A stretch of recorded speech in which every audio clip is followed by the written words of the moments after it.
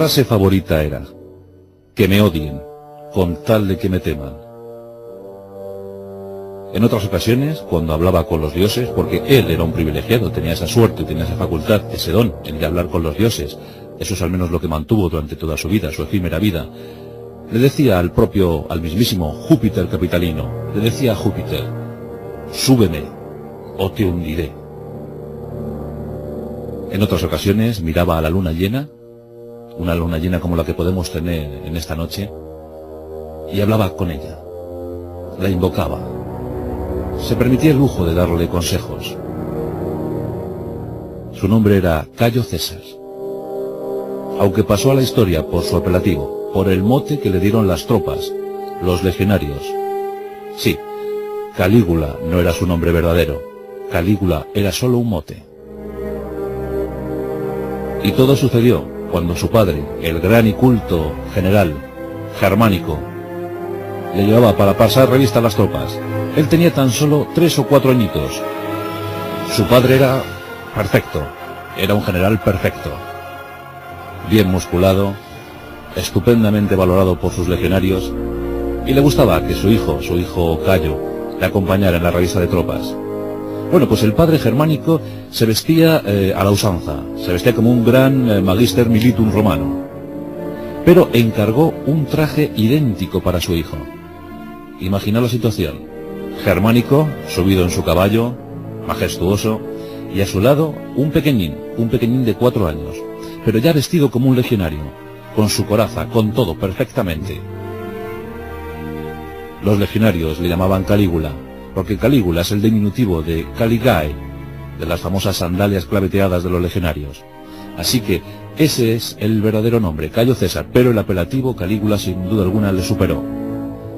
Las pequeñas sandalias de aquel muchacho cruel iban a dar mucho que hablar, iban a pisar muchas cabezas, demasiadas cabezas y demasiadas personalidades. Calígula ha pasado a la historia como uno de los emperadores más nefastos de todo el Imperio Romano. Él, junto a Nerón, dieron a Roma una leyenda negra de la que no se pudo sacudir en toda su historia, hasta que finalmente cayó en el año 476 después de Cristo, y todavía aún se seguía hablando de los años crueles y despiadados de aquel infame llamado Calígula.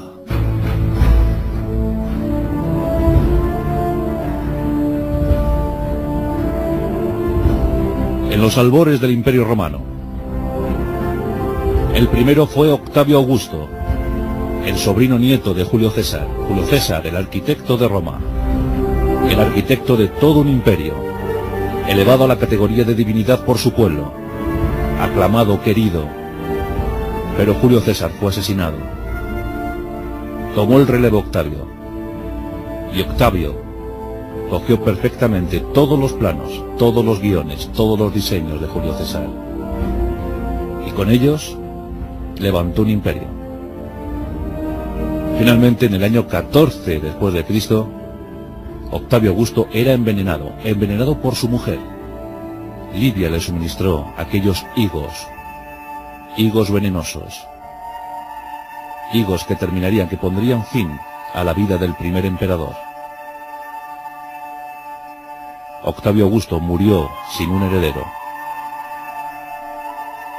pero con algunos hijos adoptivos, con algunos que ya estaban dispuestos para sustituirle. Los hijos de Livia iban a dar mucho que hablar. Tiberio tomó muy gustoso el mando del imperio. Durante años, el tacaño, el escrupuloso, el envenenador, el asesino Tiberio, fue acabando con todos sus rivales, uno tras otro. No le importaba si eran de la familia.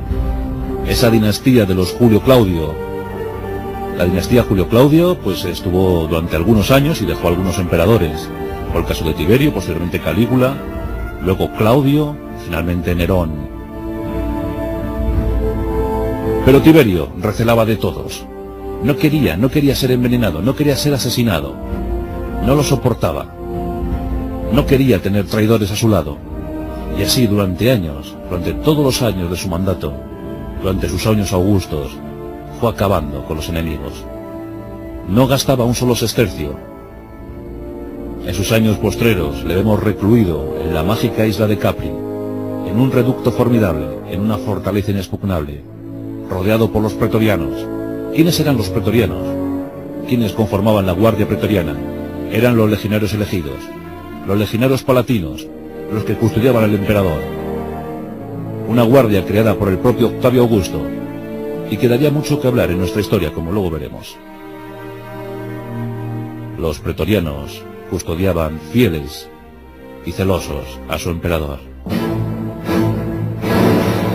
Pero en el palacio imperial iba creciendo una bestia, una hidra, una serpiente con muchas cabezas. El propio Tiberio sabía que estaba criando a una bestia. Esa bestia tenía un nombre, Calígula. Mientras Tiberio se afanaba por levantar un imperio, por consolidarlo, por darle más brillo, Calígula iba preparando ya sus malvados planes, iba preparando su futuro. Él iba a ser el gran emperador, aquel que todos esperaban. Por fin, el hijo de Germánico, el adorado, el aclamado Germánico. Germánico también había muerto envenenado a la edad de 34 años. Y todo esto Calígula lo había analizado escrupulosamente. Había visto caer a su alrededor a todos los miembros, o casi todos los miembros de la familia. Los conspiradores, los traidores, o algunos inocentes que simplemente habían muerto por el hecho de tener alguna opción a ser emperador.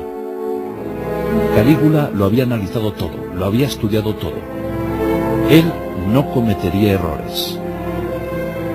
Era consciente de la fatalidad de su linaje. Entre los romanos ya se había acuñado alguna leyenda. Se decía que cada emperador tendría una desgracia en su historia, en su biografía. Octavio Augusto había perdido 3 legiones en Germania, y eso lo comentaba el pueblo como auténtica fatalidad. Pero es que a Tiberio se le había hundido un anfiteatro con centenares de muertos. Cada emperador tendría una historia negra. Y Calígula sabía que también tendría la suya. Lo que ni siquiera podía sospechar es que la historia negra asignada para Calígula era el propio Calígula. Un joven enfermizo, un joven feo. Su fealdad le abrumaba, le acomplejaba.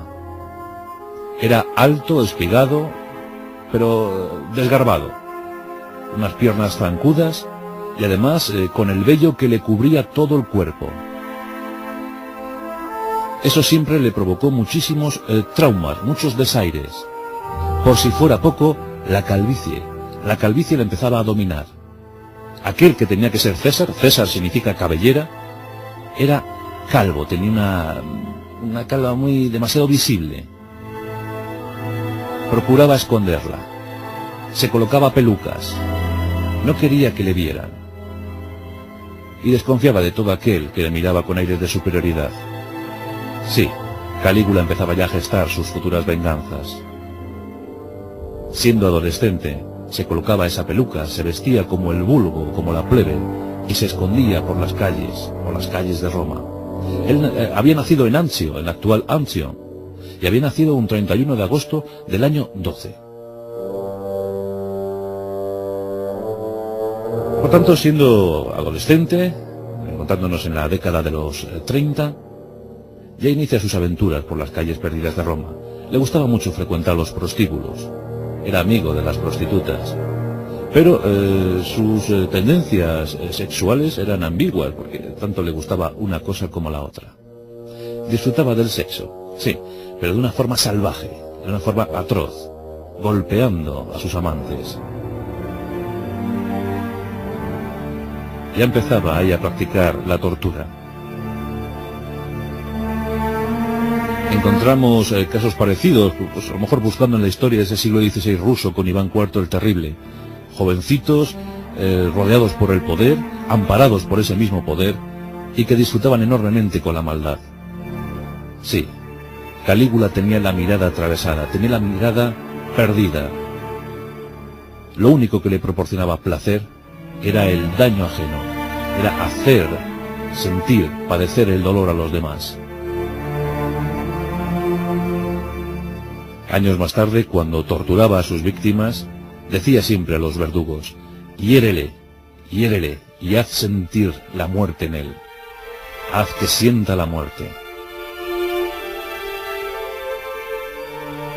Entre el año 33 y el 39 se casó en 4 ocasiones, mejor dicho, en 5, 4 legales y una boda tolemaica con su propia hermana Drusila. Aún así, sus mujeres no tuvieron suerte. 2 fueron repudiadas de inmediato. Nos referimos a Claudia o a Livia. Otra murió pronto, murió en un parto. Es el caso de Paulina. Mientras que Milina, pues aguantó un poquito más porque realmente estuvo enamorado de ella. Milina o Milona. Cuando se casó con Milona, esta estaba embarazada de 8 meses. Todo el mundo sabía que el hijo que estaba esperando Milona no era de Calígula, pero a él le importó poco porque cuando nació, fijaos hasta dónde llegaba su maldad, cuando nació fue una niña. Y le gustaba esa niña, le gustaba pensar que esa niña era suya, simplemente porque se fijó en el pequeño detalle de que a la niña, a la que puso de nombre Drusila, Julia Drusila, pues le gustaba arañar los ojos a otros niños. Eso le satisfacía plenamente, y por eso pensaba que la hija era suya, sin duda alguna. Una niña que le gustaba ya provocar el mal, el daño en los demás, debía ser hija de Calígula.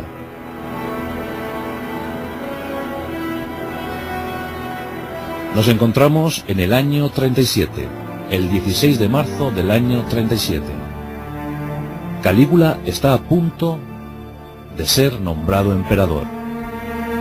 Y todo por la muerte de Tiberio. Sí, Tiberio iba a morir. En uno de los habituales excesos de Tiberio, excesos de sexo, excesos de vino y de comida, el emperador entra en coma. Queda postrado, aletargado en su cama. Los pretorianos están apesadumbrados, están temerosos. ¿Qué pasará? Se cuestiona incluso la propia realidad del imperio. Sí, el emperador está en coma. Y todos piensan en Calígula, en el heredero. Porque Tiberio había tenido que adoptar a Calígula. También estaba Tiberio gemelo, pero ese no contaba tanto, era muy pequeño. El hijo de Germánico era el ideal. Los legionarios querían al hijo del héroe. Querían que fuera su emperador. Y Tiberio estaba en coma. Tiberio no despertaba. Pero cuando estaban a punto de realizarse los fastos por la proclamación de Calígula, Tiberio despertó. Despertó en su cama. Calígula, conocedor del hecho, y aquí entra también en juego la leyenda, porque nunca se sabrá realmente lo que ocurrió. Calígula, al parecer, ordenó el asesinato de Tiberio. Aunque otros dicen, y esto hay quien lo asegura muy firmemente, que fue el propio Calígula el que llegó a la estancia del emperador y él mismo le estranguló y asfixió. Acabó con la vida de Tiberio, de su protector.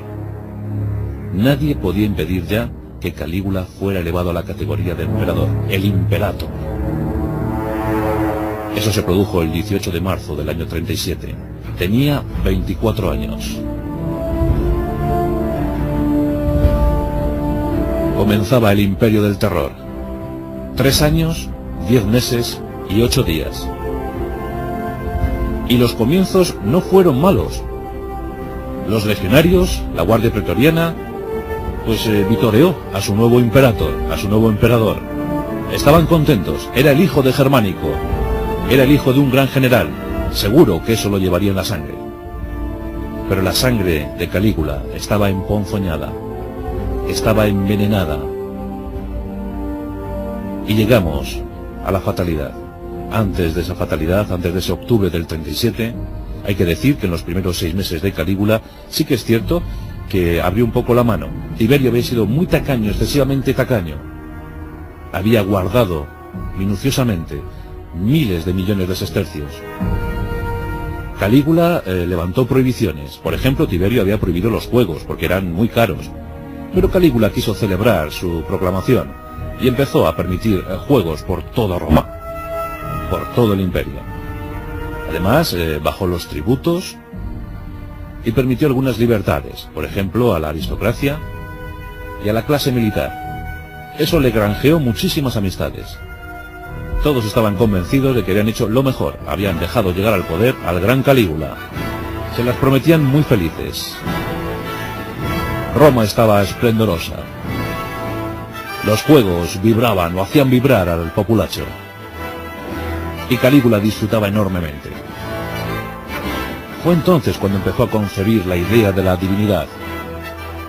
¿Un emperador tan magnánimo con su pueblo? ¿Un emperador tan condescendiente con su pueblo? ¿Acaso no merece ser Dios? Siempre a los gobernantes se les había entregado esa categoría de divinidad, pero una vez fallecidos. ¿Pero por qué no serlo vivo? ¿Por qué no ser un Dios vivo? ¿Acaso Roma no es el poder más grande de la tierra? ¿Acaso Roma no domina el mundo conocido? ¿Por qué no puedo ser Dios de todos los que domino? Eso durante los primeros 6 meses, pero en octubre del año 37, con 25 años, Calígula entró en una crisis severísima. Nadie supo dar explicación de lo que le estaba pasando al imperator. La espuma inundaba su boca. Los temblores recorrían el cuerpo. La mirada quedaba desorbitada y perdida en el infinito. Nadie sabía lo que le estaba pasando a Calígula. ¿Acaso nuestro emperador está a punto de morir? Siglos más tarde, la ciencia, y ya incluso los propios cronistas de la época hablaban de epilepsia. Pero hay 3 hipótesis para explicar la fatalidad que inundó el cerebro de Calígula. Una nos hablaría de la encefalitis, una inflamación aguda, severísima del cerebro, para la que entonces no había cura posible. La encefalitis ponía a la víctima, ponía al enfermo al borde de la locura. Esa es una de las explicaciones que se ha dado al comportamiento de Calígula. Otra hipótesis nos hablaría de la esquizofrenia. Tampoco había explicación. Los esquizofrénicos incluso se creía que estaban tocados por los seres endemoniados. La hipótesis más loable, la más certera, nos puede hablar de una epilepsia lóbulo-temporal, que además los síntomas son muy parecidos a los de la esquizofrenia. Esa epilepsia acompañaría a Calígula durante toda su vida. Tuvo frecuentes accesos, tuvo muchas recaídas, y siempre tardaba horas, días en recuperarse. Y después de cada ataque de epilepsia, volvía con más ferocidad al mundo real. Apenas podía dormir. Tan solo el día que lo conseguía podía dormir unas 3 horas. 3 horas era lo máximo.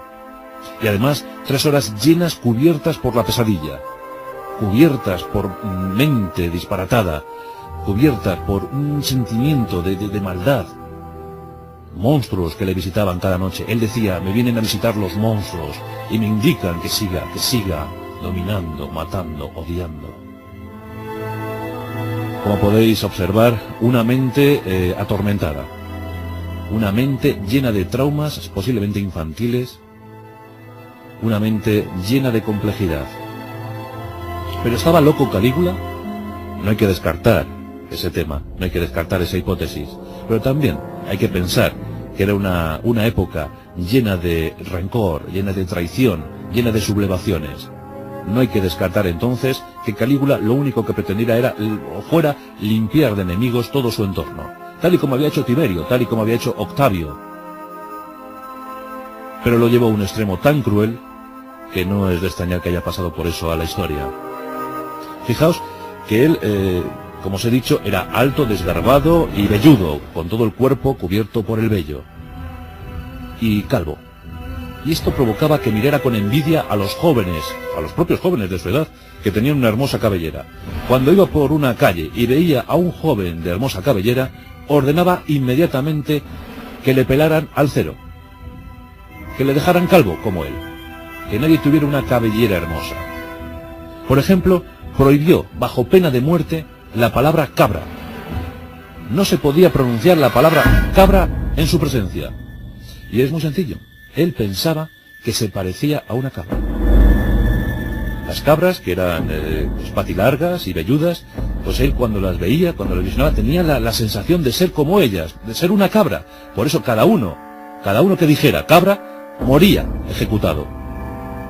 Así era la mente de Calígula. Comenzaron los desmanes desde ese octubre del año 37. En tan solo un año de mandato se gastó 3.000 millones de sestercios. Eso es más o menos como todo el tesoro que tenía Roma. 3.000 millones de sestercios. Mandó construir una nave, un barco, con incrustaciones de joyas y oro. Un barco para él, para sus paseos. Los dispendios eran exageradísimos. Empezó a quedarse sin dinero, sin sestercios. Así que elevó los tributos, hizo pagar impuestos a las prostitutas. Incluso creó un prostíbulo en el propio Palacio Imperial. Así, no necesitaba cobrar impuestos porque ya era el propio empresario. Era, ya os digo, amigo de las prostitutas, pero claro, estas tenían que pagar los pecunios. También, pues, ideó una fórmula amistosa para heredar todas las fortunas de Roma.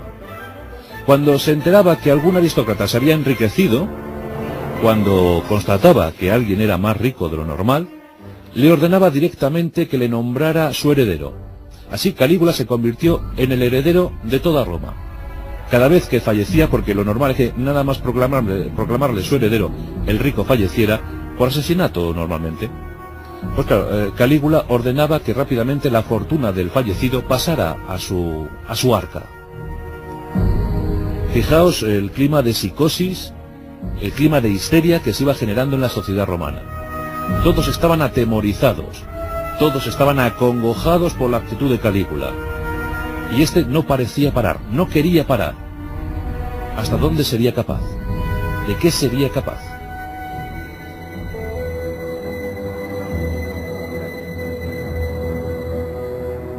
Calígula el temible, Calígula el temido, Calígula el insaciable, se fijó en su hermana, en su querida hermana Drusila. Con ella concibió un imperio grande, inmenso, dominado por los dos dioses. Sí, porque iban a ser dioses. Drusila quedó embarazada. Fijaos la circunstancia, vamos a decirlo todo, porque Calígula había practicado el acto sexual con sus 3 hermanas. Las 3. Sí. Pues con las 2 primeras, luego que las condenaría, por cierto, a cárcel, a prisión en una isla recóndita. Bueno, las 2 primeras nada, pero la última, Drusila, la más joven, pues Calígula estaba enamorado profundamente de su hermana. Y se casó con ella. Como no estaba permitido casarse entre hermanos, pues buscó en los rituales ptolomaicos, los rituales llevados por Alejandro Magno a Egipto, y buscó en Egipto la solución a su problema. Y encontró que efectivamente en esos rituales ptolomaicos los hermanos se podían casar, tal y como lo había hecho Cleopatra y su hermano. Bueno, pues ordenó un ritual ptolemaico, y se casó con Drusila. Drusila tenía más miedo que vergüenza, y quedó embarazada. Aquí viene algo terrible en la historia de Calígula. Calígula, que también se presumía que tenía ataques de ansiedad, pues tenía eso, una terrible ansiedad, un terrible estrés por saber cómo sería su heredero. No pudo esperar. Drusila estaba embarazada de 8 meses. En una noche terrible, Calígula se presentó en los aposentos de Drusila. Y sin mediar palabra, o si lo hizo tampoco se supo, rajó de arriba abajo a su hermana. Rajó a su hermana y extrajo el feto. De esa manera acabó la dulce Drusila y su heredero, porque los 2 murieron.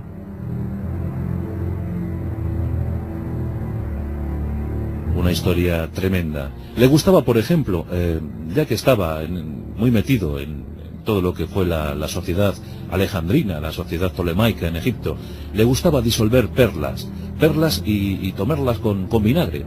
Cogía un vaso de vinagre, disolvía las perlas y se lo tomaba. Pensaba que le venía muy bien, porque lo había aprendido de lo que hacía Cleopatra. Cleopatra hacía lo mismo, tomaba esas perlas disueltas en vinagre. Bueno, pues durante toda su vida, Calígula estuvo tomando perlas disueltas. Fijaos qué fortuna se vivió el señorito.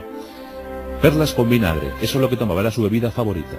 Pero también le gustaba comer, y comía con una de sus mayores distracciones, Esta distracción no era otra sino la de colocar presos delante de su mesa, y mientras que él ingería las viandas, mientras que él bebía vino, pues se reía a mandíbula batiente viendo cómo torturaban a esos presos.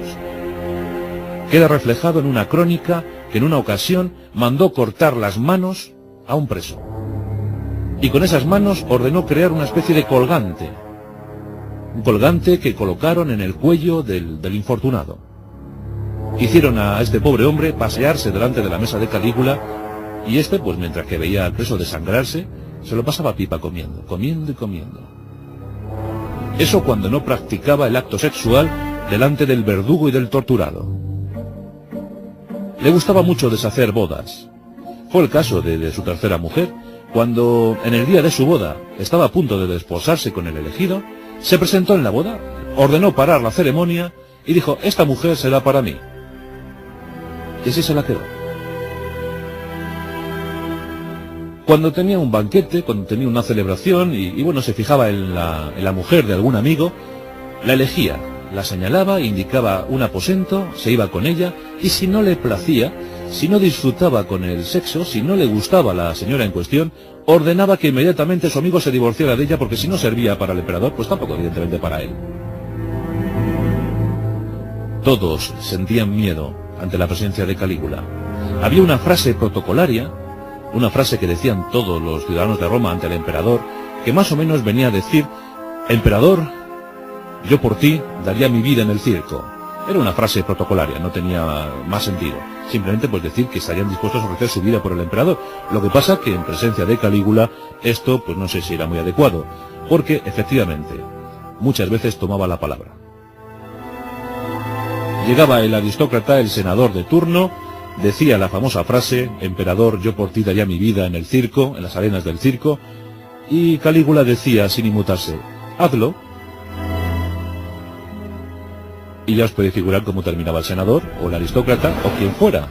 Porque era otra de sus distracciones, pues mandar a las minas, o a la construcción de calzadas, a los senadores más reacios a su régimen de terror. Se lo pasaba pipa. En una ocasión, ante la inauguración de un puente, invitó a muchísimos notables de la ciudad a subir a un barco, a su gran barco, a su barco con incrustaciones de metales preciosos, oro, plata, joyas. Y cuando estaba el barco a rebosar de gente, en mitad del río, ordenó lanzarles a todos al agua. Los lanzaron al agua. Muchos murieron ahogados, otros intentaron subir al barco, pero bueno, la orden que dio Calígula fue: ¡darles con los remos! Y así, cientos, miles de víctimas durante esos casi 4 años. Claro, un hombre tan grande tenía que ser una divinidad, tenía que ser un dios, el alter ego de Júpiter, nada más y nada menos. Ordenó levantar un templo en su honor. Era un dios viviente, el primer dios viviente de Roma. Una imagen de oro, una estatua de oro, un fiel reflejo de Calígula. Hombre, supongo que algo más retocada, ¿no? La orden era muy tajante. Todos los días la estatua debe ser vestida con un ropaje idéntico al que yo me ponga. Os podéis imaginar cómo eran las mañanas en Roma, todos pendientes de la ropa del emperador para ir corriendo a la estatua del templo y colocarle el mismo ropaje. Dicen que Calígula se encargaba todos los días de comprobar que la estatua llevaba su misma ropa. Luego, pues nos asombraba a todos con sus conversaciones con las deidades. En las noches hablaba a la luna, le daba consejos, le mandaba recuerdos, le pedía alguna cosa. Pero su momento más emocionante era cuando hablaba con Júpiter. ¿Para qué nos vamos a andar con zarandajas? Hablaba con Júpiter. Le decía: súbeme o te hundiré. Le trataba de tú a tú. Claro, eran iguales. En una ocasión le preguntó a un senador, le dijo: ¿tú puedes ver a la luna? ¿Tú puedes ver la diosa luna? ¿Tú puedes ver a Júpiter? Calígula se lo dijo en un tono como para que el senador dijera: pues sí, y están a tu lado, es maravilloso comprobar cómo sois los dioses. Pero no, el senador era veterano, era inteligente, y dijo: no señor, no emperador, no puedo verles, Eso solo es un privilegio de vosotros, los dioses vivos. Eso le salvó. Porque claro, reconoció que su emperador era un dios viviente. Tenía un caballo. La famosa historia del caballo. Un caballo al que mandó crear para él, mandó construir para él una cuadra de mármol puro. El pesebre de ese caballo era de marfil auténtico, de marfil inmenso, majestuoso. El caballo era su mejor caballo de carreras, se llamaba Incitatus. Incitatus era veloz como el viento, galopaba con equilibrio, el equilibrio que le faltaba a su dueño. Tenía mantones púrpura, tenía joyas, incluso el propio Calígula comentó muy ufano y muy divertido que le iba a nombrar cónsul, que sin duda alguna su caballo Incitatus era más inteligente que sus cónsules o senadores. No sabemos qué fue de Incitatus. Espero que corriera muy bien, porque supongo que a la mínima traba, Incitatus se quedaría sin pesebre de marfil. El famoso caballo de Calígula, Incitatus. No era buen militar, pero tuvo que hacer una campaña, claro. Sus predecesores habían hecho estupendas y magníficas campañas militares.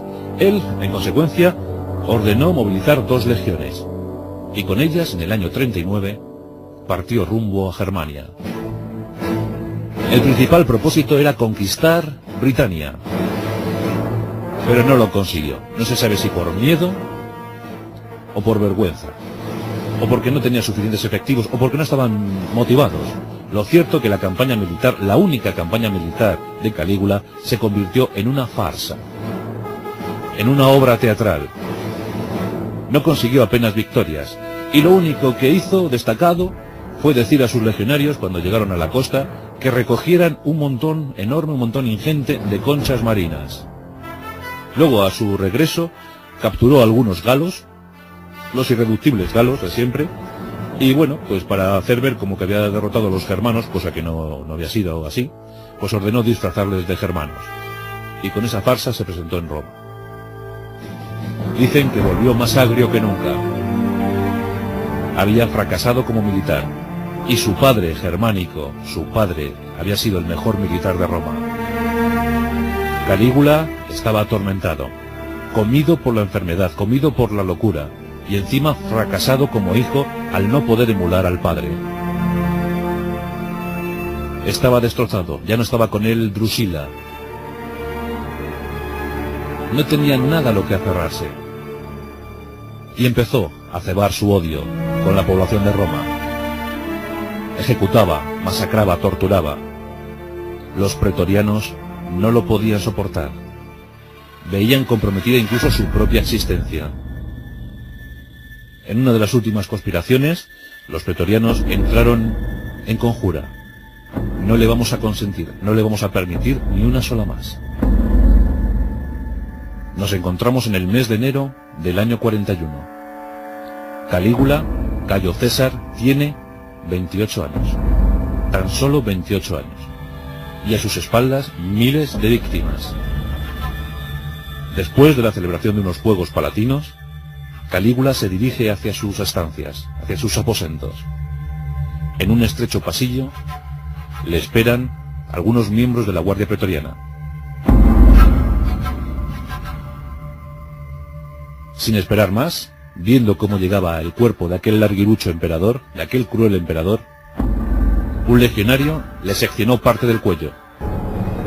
Otro le hundió su espada en el pecho. Y finalmente hasta 30 cortes recibió Calígula.